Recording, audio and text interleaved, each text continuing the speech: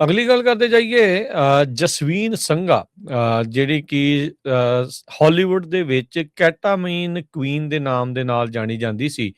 Friends ਇੱਕ ਬਹੁਤ ਹੀ ਦੁਨੀਆ ਭਰ ਦੇ ਵਿੱਚ ਮਸ਼ਹੂਰ ਜਿਹੜਾ ਇੱਕ ਨਾਟਕ ਇੱਕ ਹਿਸਾਬ ਦੇ ਨਾਲ ਰਿਹਾ ਆ। ਉਸ ਦੇ ਵਿੱਚ ਚੈਂਡਲਰ ਦੀ ਭੂਮਿਕਾ ਨਿਭਾਉਣ ਵਾਲਾ ਮੈਥਿਊ ਪੈਰੀ ਜੋ ਕਿ ਡਰੱਗ ਐਡਿਕਸ਼ਨ ਦਾ ਪੀੜਤ ਸੀ। ਇਸ ਸੰਘਾ ਦੇ ਦੁਆਰਾ ਉਸ ਬੰਦੇ ਨੂੰ ਲਗਾਤਾਰ ਕੈਟਾਮੀਨ ਪ੍ਰੋਵਾਈਡ ਕੀਤੀ ਜਾਂਦੀ ਰਹੀ ਆ, ਜਿਸ ਦੇ ਕਰਕੇ ਇਹ ਮੰਨਿਆ ਜਾਂਦਾ ਹੈ ਵੀ ਉਸ ਜਿਹੜਾ ਪੈਰੀ ਆ ਉਹ ਓਵਰਡੋਜ਼ ਵੀ ਕਰ ਗਿਆ ਸੀ। ਅਦਾਲਤ ਦੇ ਵਿੱਚ ਇਸ ਦੇ ਉਲਟ ਕੇਸ ਚੱਲ ਰਿਹਾ ਸੀਗਾ। ਜਿਹੜਾ ਪੈਰੀ ਆ ਉਸ ਦੀ ਮੌਤ 2023 ਦੇ ਵਿੱਚ ਓਵਰਡੋਜ਼ ਦੇ ਨਾਲ ਉਹਦੇ ਲਾਸ ਐਂਜਲਸ ਦੇ ਘਰ ਦੇ ਵਿੱਚ ਹੋਈ ਸੀ। ਸੋ ਕਹਿੰਦੇ ਵੀ ਸੰਘਾ ਨੇ ਹੀ ਸਪਲਾਈ ਕੀਤੀ ਸੀ ਉਹ ਡੋਜ਼ ਕੈਟਾਮਿਨ ਦੀ, ਜਿਸ ਦੇ ਨਾਲ ਇਹ ਓਵਰਡੋਜ਼ ਕੀਤਾ ਆ। ਕਹਿੰਦੇ ਵੀ ਉਹਨੇ ਆਪਣਾ ਰਿਮੋਰਸ ਪਛਤਾਵਾ ਤਾਂ ਜਿਹੜਾ ਉਹ ਐਕਸਪ੍ਰੈਸ ਕੀਤਾ ਆ ਪੈਰੀ ਦੀ ਡੈਥ ਦੇ ਜਿਹੜੇ ਉਹ ਵਿੱਚ। ਸੋ ਸਟੈਸ਼ ਹਾਊਸ ਦੇ ਤੌਰ ਦੇ ਉੱਤੇ ਕਹਿੰਦੇ ਵੀ ਇਹ ਆਪਣਾ ਕੰਮ ਚਲਾ ਰਹੀ ਸੀ ਇਲੀਗਲ ਨਾਰਕੋਟਿਕਸ।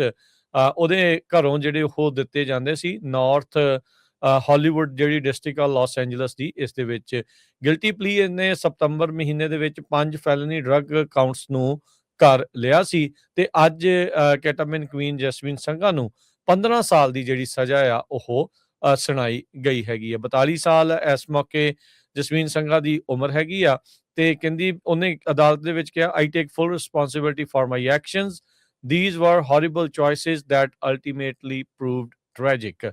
ਯੂਐਸ ਡਿਸਟ੍ਰਿਕਟ ਜੱਜ ਸ਼ਰਲਿਨ ਗਾਰਨੈਟ ਦੀ ਅਦਾਲਤ ਦੇ ਵਿੱਚ ਉਸਨੇ ਆਪਣਾ ਇਹ ਬਿਆਨ ਦਿੱਤਾ ਹੈਗਾ ਆ। ਸੋ ਇਹ ਯੂਐਸ ਤੇ ਬ੍ਰਿਟਿਸ਼ ਦੀ ਡੂਅਲ ਸਿਟੀਜ਼ਨਸ਼ਿਪ ਹੈਗੀ ਆ ਤੇ 65 ਸਾਲ ਦੀ ਕੈਦ ਇਸ ਨੂੰ ਹੋ ਸਕਦੀ ਸੀ, ਪਰ ਜੱਜ ਨੇ ਇਸ ਦੇ ਉੱਤੇ 15 ਸਾਲ ਦੀ ਜਿਹੜੀ ਸਜ਼ਾ ਆ ਉਹ ਸੁਣਾਈ ਆ।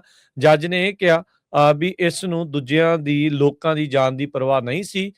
ਮੈਥਿਊ ਪੈਰੀ ਦੀ ਮੌਤ ਹੋਣ ਤੋਂ ਬਾਅਦ ਚ ਓਵਰਡੋਜ਼ ਦੇ ਨਾਲ ਇਹ ਫਿਰ ਵੀ ਜਿਹੜੇ ਇਲੀਗਲ ਨਾਰਕੋਟਿਕਸ ਆ ਨਸ਼ੇ ਆ ਉਹ ਵੇਚਦੀ ਰਹੀ ਹੈਗੀ ਆ।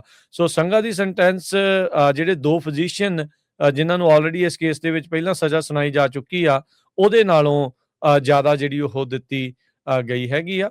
ਸੋ ਹੁਣ 15 ਸਾਲ ਦੀ ਸਜ਼ਾ ਜਿਹੜੀ ਆ ਜੈਸਮੀਨ ਸੰਘਾ ਨੂੰ ਕੱਟਣੀ ਪਵੇਗੀ। ਅਗਲੀ ਗੱਲ ਕਰਦੇ ਜਾਈਏ ਜਸਵੀਨ ਸੰਘਾ ਜਿਹੜੀ ਕਿ ਹਾਲੀਵੁੱਡ ਦੇ ਵਿੱਚ ਕੈਟਾਮੀਨ ਕੁਈਨ ਦੇ ਨਾਮ ਦੇ ਨਾਲ ਜਾਣੀ ਜਾਂਦੀ ਸੀ। ਫਰੈਂਡਜ਼ ਇੱਕ ਬਹੁਤ ਹੀ ਦੁਨੀਆ ਭਰ ਦੇ ਵਿੱਚ ਮਸ਼ਹੂਰ ਜਿਹੜਾ ਇੱਕ ਨਾਟਕ ਇੱਕ ਹਿਸਾਬ ਦੇ ਨਾਲ ਰਿਹਾ ਆ। ਉਸ ਦੇ ਵਿੱਚ ਚੈਂਡਲਰ ਦੀ ਭੂਮਿਕਾ ਨਿਭਾਉਣ ਵਾਲਾ ਮੈਥਿਊ ਪੈਰੀ ਜੋ ਕਿ ਡਰੱਗ ਐਡਿਕਸ਼ਨ ਦਾ ਪੀੜਤ ਸੀ। ਇਸ ਸੰਘਾ ਦੇ ਦੁਆਰਾ ਉਸ ਬੰਦੇ ਨੂੰ ਲਗਾਤਾਰ ਕੈਟਾਮੀਨ ਪ੍ਰੋਵਾਈਡ ਕੀਤੀ ਜਾਂਦੀ ਰਹੀ ਆ, ਜਿਸ ਦੇ ਕਰਕੇ ਇਹ ਮੰਨਿਆ ਜਾਂਦਾ ਹੈ ਵੀ ਉਸ ਜਿਹੜਾ ਪੈਰੀ ਆ ਉਹ ਓਵਰਡੋਜ਼ ਵੀ ਕਰ ਗਿਆ ਸੀ। ਅਦਾਲਤ ਦੇ ਵਿੱਚ ਇਸ ਦੇ ਉਲਟ ਕੇਸ ਚੱਲ ਰਿਹਾ ਸੀਗਾ। ਜਿਹੜਾ ਪੈਰੀ ਆ ਉਸ ਦੀ ਮੌਤ 2023 ਦੇ ਵਿੱਚ ਓਵਰਡੋਜ਼ ਦੇ ਨਾਲ ਉਹਦੇ ਲਾਸ ਐਂਜਲਸ ਦੇ ਘਰ ਦੇ ਵਿੱਚ ਹੋਈ ਸੀ।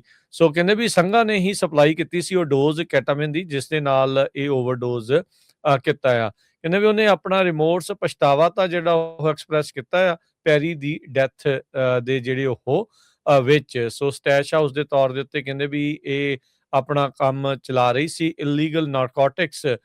ਉਹਦੇ ਘਰੋਂ ਜਿਹੜੇ ਉਹ ਦਿੱਤੇ ਜਾਂਦੇ ਸੀ ਨਾਰਥ ਹਾਲੀਵੁੱਡ ਜਿਹੜੀ ਡਿਸਟ੍ਰਿਕਟ ਆ ਲਾਸ ਐਂਜਲਸ ਦੀ। ਇਸ ਦੇ ਵਿੱਚ ਗਿਲਟੀ ਪਲੀ ਇਹਨੇ ਸਤੰਬਰ ਮਹੀਨੇ ਦੇ ਵਿੱਚ 5 ਫੈਲਨੀ ਡਰੱਗ ਕਾਊਂਟਸ ਨੂੰ ਕਰ ਲਿਆ ਸੀ ਤੇ ਅੱਜ ਕੈਟਾਮਿਨ ਕੁਈਨ ਜੈਸਮੀਨ ਸੰਘਾ ਨੂੰ 15 ਸਾਲ ਦੀ ਜਿਹੜੀ ਸਜ਼ਾ ਆ ਉਹ ਸੁਣਾਈ ਗਈ ਹੈਗੀ ਆ। 42 ਸਾਲ ਇਸ ਮੌਕੇ ਜਸਵੀਨ ਸੰਘਾ ਦੀ ਉਮਰ ਹੈਗੀ ਆ ਤੇ ਕਹਿੰਦੀ ਉਹਨੇ ਅਦਾਲਤ ਦੇ ਵਿੱਚ ਕਿਹਾ I take full responsibility for my actions, these were horrible choices that ultimately proved tragic। US district ਜੱਜ ਸ਼ਰਲਿਨ ਗਾਰਨੈਟ ਦੀ ਅਦਾਲਤ ਦੇ ਵਿੱਚ ਉਸਨੇ ਆਪਣਾ ਇਹ ਬਿਆਨ ਦਿੱਤਾ ਹੈਗਾ ਆ। ਸੋ ਇਹ ਯੂਐਸ ਤੇ ਬ੍ਰਿਟਿਸ਼ ਦੀ ਡੂਅਲ ਸਿਟੀਜ਼ਨਸ਼ਿਪ ਹੈਗੀ ਆ ਤੇ 65 ਸਾਲ ਦੀ ਕੈਦ ਇਸ ਨੂੰ ਹੋ ਸਕਦੀ ਸੀ, ਪਰ ਜੱਜ ਨੇ ਇਸ ਦੇ ਉੱਤੇ 15 ਸਾਲ ਦੀ ਜਿਹੜੀ ਸਜ਼ਾ ਆ ਉਹ ਸੁਣਾਈ ਆ। ਜੱਜ ਨੇ ਇਹ ਕਿਹਾ ਵੀ ਇਸ ਨੂੰ ਦੂਜਿਆਂ ਦੀ ਲੋਕਾਂ ਦੀ ਜਾਨ ਦੀ ਪਰਵਾਹ ਨਹੀਂ ਸੀ। ਮੈਥਿਊ ਪੈਰੀ ਦੀ ਮੌਤ ਹੋਣ ਤੋਂ ਬਾਅਦ ਚ ਓਵਰਡੋਜ਼ ਦੇ ਨਾਲ ਇਹ ਫਿਰ ਵੀ ਜਿਹੜੇ ਇਲੀਗਲ ਨਾਰਕੋਟਿਕਸ ਆ ਨਸ਼ੇ ਆ ਉਹ ਵੇਚਦੀ ਰਹੀ ਹੈਗੀ ਆ। ਸੋ ਸੰਘਾ ਦੀ ਸੈਂਟੈਂਸ ਜਿਹੜੇ ਦੋ ਫਿਜ਼ੀਸ਼ੀਅਨ ਜਿਨ੍ਹਾਂ ਨੂੰ ਆਲਰੇਡੀ ਇਸ ਕੇਸ ਦੇ ਵਿੱਚ ਪਹਿਲਾਂ ਸਜ਼ਾ ਸੁਣਾਈ ਜਾ ਚੁੱਕੀ ਆ ਉਹਦੇ ਨਾਲੋਂ ਜ਼ਿਆਦਾ ਜਿਹੜੀ ਉਹ ਦਿੱਤੀ ਗਈ ਹੈਗੀ ਆ। ਸੋ ਹੁਣ 15 ਸਾਲ ਦੀ ਸਜ਼ਾ ਜਿਹੜੀ ਆ ਜੈਸਮੀਨ ਸੰਘਾ ਨੂੰ ਕੱਟਣੀ ਪਵੇਗੀ।